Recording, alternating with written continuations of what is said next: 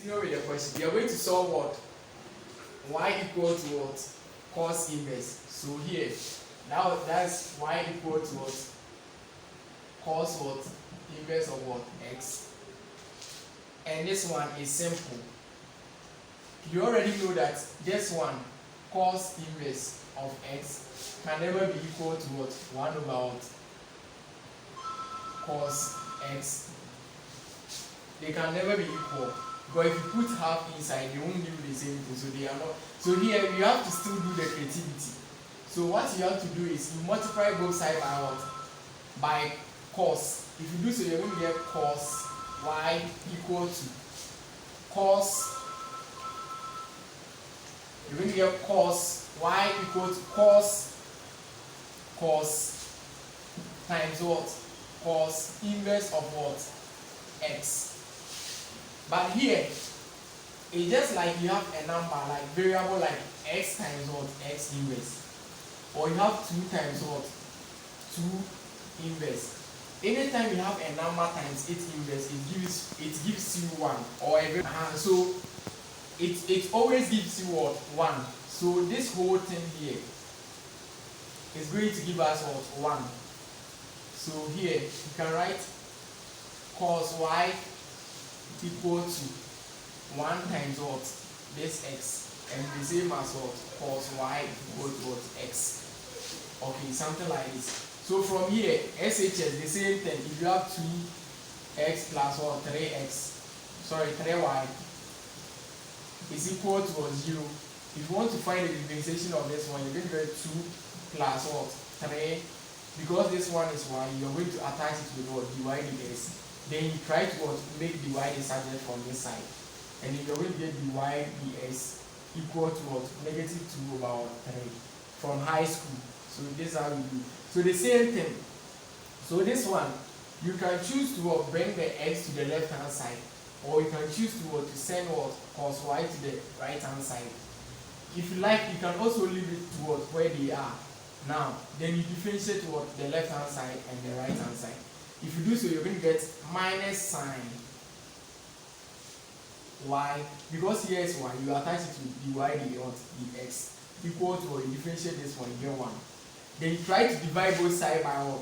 Sine what? Sine y. If you do so, you're going to get what? Dy dx equal to 1 over what? 1 over negative sine y. Okay, so here we are not interested in y. We want the y to become x. So we go back to this formula: sine square y plus cos square y equal to 1. Then we try to make what? Sine y the subject. If you do so, you're going to get sine y squared, sine square y equal to 1 minus what? Cos square y. Then here you find the square root on both sides. Square root on both sides. If you do so, this one will cancel this. Then you get sine y equal to what? Root of what? 1 minus what? Cos square y. Okay, like this. So this one, you can come back to what? This one. Then in place of what? Sine y, you put in what? Root of what? Square root of what? 1 minus cos square y. So you're going to get 1 over what? Negative root of what? 1 minus what? Cos square y. And cos square y is the same as what? Cos square y is the same as cos y all squared. So this one you can write as dy dx equal to 1 over what? Negative of what? Root of 1 minus what? Cos y all squared. Okay, so let's come back to this side. Here, your cos y is equal to x.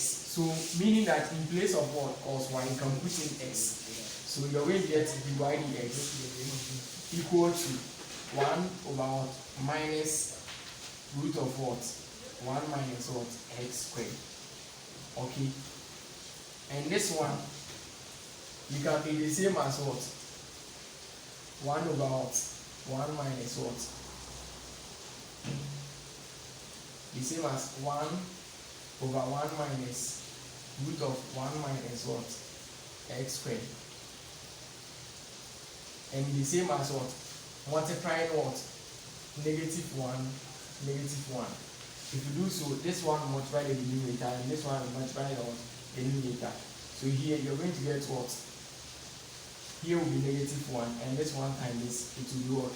Positive. So it gets what? The same thing as it. So you could see that always your answer for the cos is what?